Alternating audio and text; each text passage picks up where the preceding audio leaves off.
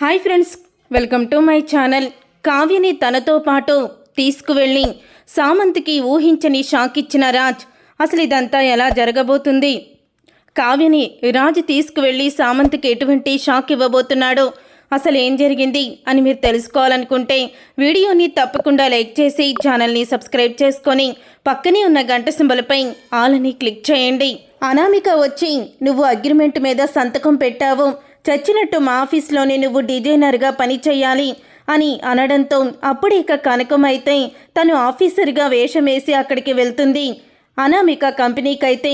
కానీ అక్కడ ఉన్న వాళ్ళు కనకాన్ని గుర్తుపట్టకపోవడం సరికి వాళ్ళైతే పేపర్స్ అన్నీ కనకం చేతిలో అయితే పెడతారు. కనకం చేతిలో పెట్టిన తర్వాత అప్పుడే అనామిక వచ్చి అగ్రిమెంట్ని తీసేసుకుంటుంది. ఇక అగ్రిమెంట్ని తీసేసుకొని ఇక ఎప్పుడూ కూడా ఇలాంటి చిల్లర వేషాలు వేయొద్దు, మీ అమ్మాయిని బుద్ధిగా మా ఆఫీస్కి జాబ్కి పంపించి చాలు, వెళ్ళిక్కడి నుంచి అని అనామిక అయితే కనకంతో తిడుతూ ఉంటుంది. అప్పుడే కనకం అయితే అంటూ ఉంటుంది, దీని సంగతి ఇలా కాదు, ఎలా చెయ్యాలో ఏం చెయ్యాలో నాకు బాగా తెలుసు అని అనుకుంటూ ఉంటుంది. ఇక కనకం అయితే తర్వాత ఇక రుద్రాణి అయితే అనామికకి ఫోన్ చేస్తుంది.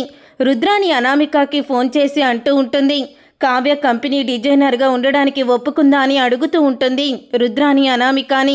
అప్పుడే అనామిక అయితే అస్సలు కూడా తను తగ్గడం లేదు, అగ్రిమెంట్ రాశావు, కోర్టుకు వెళ్తానన్నా కూడా తనలో భయం లేదు, తను ఇప్పుడు డిజైనర్గా ఇక్కడికి రాకపోతే సామంత్ ముందు ఎందుకు నన్ను ఇలా రెచ్చగొట్టి రాజుకి పోటీ పడేలా చేశావు అంటూ నన్ను తిడతాడు, అదే నాకు అర్థం కావడం లేదు అని అంటూ ఉంటుంది అనామిక.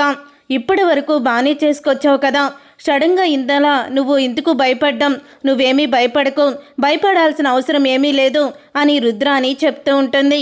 అప్పుడే ఇక రుద్రాణి అయితే భయపడకు, జరుగుతుంది, ఖచ్చితంగా జరుగుతుంది అని మాట్లాడుతూ ఉన్నప్పుడే అక్కడికి అపర్ణ అయితే వస్తుంది. రుద్రాణి, ఎవరితో ఫోన్లో జరుగుతుంది జరిగిపోతుంది మాట్లాడుతున్నావు అని అంటూ ఉంటే నా ఫ్రెండ్తో మాట్లాడుతున్నాను వదినా అని అంటూ ఉంటుంది రుద్రాణి. ఓహో, నీ ఫ్రెండ్తో మాట్లాడుతున్నావా, మాట్లాడుకో, నీ ఫ్రెండ్తో మాట్లాడుకొని నువ్వు సరిగ్గా ప్లాన్ చెయ్యి, లేకపోతే మీ ప్లాన్లు తలకిందులైపోయాయి అనుకో, తర్వాత మిమ్మల్ని రోడ్డు మీద పడినప్పుడు ఎవ్వరూ కూడా పట్టించుకోరు, అదే మీ ఫ్రెండ్ని చెప్తున్నాను, నీ ప్లాన్ ఉంటుంది కదా అందుకని అని అపర్ణ అంటూ ఉంటుంది. ఇదేంటి వదిన, నేను అనామికతో మాట్లాడుతున్నానని తెలిసిలా మాట్లాడిందా, లేకపోతే వదినికి తెలియకుండానే నాకు ఇలా నన్ను తిట్టిందా, ఏమీ అర్థం కావడం లేదే అని అపర్ణ అనుకుంటూ ఉంటుంది. తరువాత ఇక కనకమైతే కావ్యతో చెప్తూ ఉంటుంది, ఒసే కావ్య, నువ్వు ముందు వెనక ఆలోచించకుండా అగ్రిమెంట్ల మీద ఎందుకే సంతకం పెట్టావో అని అంటూ ఉంటుంది కనకం. లేదమ్మా, అగ్రిమెంట్ మీద సంతకం పెట్టేటప్పుడు అది అనామిక కంపెనీ అని నాకు తెలియదు కదా అని అంటూ ఉంటుంది కనకమైతే. అంటే నీ భర్త నిన్ను పూర్తిగా వదిలేశాడని వాళ్ళకి అగ్రిమెంట్ మీద సంతకం పెట్టావా, ఇక అత్తగారింటికి వెళ్ళే ఉద్దేశం నీకు లేకుండానే పెట్టావా అంటూ కనకమైతే మొదలు పెడుతుంది. ఏంటమ్మా ఇది, మళ్ళీ ఎందుకు ఇలా మాట్లాడుతున్నావో అని చెప్తూ ఉంటే మరి ఎలా మాట్లాడాలి, ఒక్కసారి తెలియక డిజైన్స్ వేసినందుకే మీ కంపెనీ అందరి ముందు తలంచుకునే పరిస్థితికి వచ్చింది, కంపెనీ పరువు పోయిందని అల్లుడు గారు నీ మీద పీకల్లో దాకా కోపం మీద ఉన్నారు, ఇప్పుడు అగ్రిమెంట్ వంక పెట్టుకొని నీ చేత డిజైన్స్ వేయించి అల్లుడు గారి కంపెనీని ఇంకా పతనం చెయ్యాలని అనామిక ప్లాన్ చేస్తుంది. అలాంటి అనామికకి నువ్వు వెళ్ళి మళ్ళీ డిజైన్స్ వేసావని అల్లుడు గారికి తెలిస్తే మాత్రం ఇంకేమీ లేదు అని అంటూ ఉంటుంది. కనకమైతే భయపడకమ్మా, అలాంటిదేమీ జరగదు అని చెప్తూ ఉంటే భయపడకుండా ఎలా ఉంటానే, నేను చేసేది నేను చేస్తాను అని కనకం చెప్తూ ఉంటుంది. అప్పుడే కనకమైతే ఇక రాజు ఆఫీస్కి వెళ్తూ ఉంటే అప్పుడే వెళ్ళే దారిలో అయితే రాజు కారుని ఆపుతుంది. రాజు కారుని ఆపేసరికి అప్పుడే రాజు, ఏంటండి కారు ఎందుకు ఆపారు, మీరు ఎన్ని చెప్పినా మీ కూతుర్ని ఇంటికి తీసుకువెళ్ళమని అన్నా మీ కూతురు తప్పు చెయ్యలేదు అని నన్ను బతిమలాడినా సరే నేను మాత్రం అసలు కరగను అని రాజు అయితే కనకంతో అంటూ ఉంటాడు. నా కూతుర్ని కాపురానికి తీసుకువెళ్ళమని నేను చెప్పడానికి రాలేదు బాబు, కానీ మీకు ఒక ముఖ్యమైన విషయం చెప్పాలి. ఇప్పటి వరకు కావ్య చేసింది మాత్రం తనకి తెలియకుండానే జరిగింది, తనకి తెలిసి మాత్రం మీకు అన్యాయం చెయ్యాలని తను అనుకోలేదు, ఎప్పటికప్పుడు మీ పరువు నిలబెట్టాలనే చూసింది. ఒకవేళ దానికి మీ మీద కోపం ఉంటే ఒక చిన్న పిల్లాన్ని తీసుకువచ్చి వీడు నా కొడుకే, నా రక్త సంబంధమే అని చెప్పినప్పుడే తనకి జరిగిన అన్యాయానికి మీడియా ముందుకు వచ్చి దుగ్గిరాల కుటుంబం రాజు నాకు అన్యాయం చేశారు అని కోర్టుకి ఎక్కేది. కానీ ఎప్పుడు తను అలా చెయ్యలేదు. అందరి ముందు కూడా ఆ బిడ్డ నాకు రాజు సార్కి పుట్టినవాడు తప్ప అని అబద్ధం చెప్పింది తప్ప తను ఏనాడు కూడా మిమ్మల్ని ఉద్దేశించి తప్పుగా చూపించాలని అనుకోలేదు. తన గురించి మీకు కూడా బాగా తెలుసు. అలాంటిది తప్పు చేసిందంటే మీరు ఎలా నమ్ముతారు చెప్పండి. కానీ ఇప్పుడు మరొక తప్పు తనకి తెలిసే జరగబోతుంది. అదేంటంటే అనామిక తర్వాతే తన కంపెనీకి ముందే తన మేనేజర్కి డబ్బులు ఇచ్చి కావ్యకి ఏమీ తెలియకుండా కంపెనీలో డిజైన్స్ వేయించుకుంది కావ్య చేత. తర్వాత కావ్యకి ఆ అవార్డు ఫంక్షన్కి వచ్చే వరకు కూడా తెలీదు. కానీ ఇప్పుడు తెలిసి నేను డిజైన్స్ వేయనని కావ్య కరాఖండిగా చెప్పి రిజైన్ చేసేసింది ఆఫీస్కి. కానీ తను అనామిక ఇంటికి వచ్చి నువ్వు అగ్రిమెంట్ మీద సంతకం పెట్టావు అని చెప్పి అక్కడే పని చేయాలి, డిజైన్స్ వేయాలని తనని నిలదీస్తుంది అని అంటూ ఉంటుంది. కనకమైతే కావ్య ఒకవేళ రాకపోతే కోర్టు కన్నా కూడా తీసుకువెళ్తానని చెప్తుంది. నాకు అదే భయమేస్తుంది బాబు, మీరే ఏదోటి చెయ్యాలి. మళ్ళీ అనామిక కావ్య చేత డిజైన్స్ వేయించుకొని మీ కంపెనీని పతనం చేయాలని చూస్తుంది అని అంటూ ఉంటే అప్పుడే ఇక రాజైతే మీ అమ్మాయి డిజైన్స్ వేసినంత మాత్రాన 100 సంవత్సరాలు గల పేరు ప్రతిష్టలు గల స్వరాజ్ కంపెనీ పతనం అయిపోతుందా అని రాజు అంటూ ఉంటే మీరేమీ అనుకోకపోతే నేను ఒక మాట చెప్తాను. మా అమ్మాయి వేసిన డిజైన్స్ వల్లే కదా 10 సంవత్సరాల నుంచి వస్తున్న అవార్డు మీకు రాలేదు. మిమ్మల్ని దెప్పి పొడవడానికి కాదు బాబు. దయచేసి ఒక్క సహాయం చెయ్యండి, ఏదోటి సమస్యకి పరిష్కారం చూపించండి. మా కూతుర్ని మీరు కాపురానికి తీసుకువెళ్ళకపోయినా పర్వాలేదు అని చెప్పి అంటూ ఉంటుంది.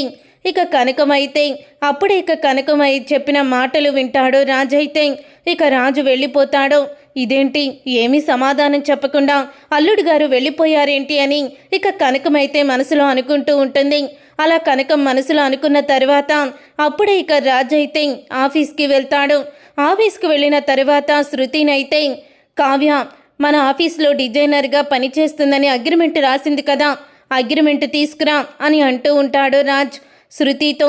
అప్పుడే ఇక రాజైతే ఇక శృతి చేత కావ్యకి ఫోన్ చేయిస్తాడు.